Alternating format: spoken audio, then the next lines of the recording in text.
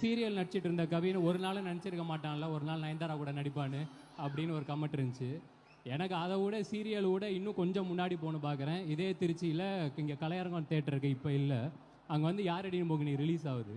நாங்கள் வந்து 23 பேர் போயிட்டோம், என் ஃப்ரெண்ட்ஸ் எல்லாருமே சேர்ந்து. 13 பேர் தான் டிக்கெட் இருக்குது, மீதி 10 பேர் டிக்கெட் இல்லை. ஸோ பக்கத்து ஒரு ரோவில் ஒரு மாதிரி அடித்து பிடிச்சி உள்ளே கொஞ்சம் ஏமாற்றி தான் டிக்கெட் வாங்கினோம். ஆனால் அன்னைக்கு நிலைமைக்கு அது அப்படி தான் வச்சுக்கோங்களேன். ஸோ அப்படிலாம் போய் 23 பேர் உட்காந்து யாரடி நீ மோகினி இதே ஊரில் நான் பார்த்தேன். அந்த கவின்னு கன்ஃபார்மாக நினச்சிருக்கவே மாட்டான் நம்ம ஒரு நாள் நயன்தாரா கூட நடிப்போம். ஐயோ, அதனால அப்படிதான் இருந்துச்சு.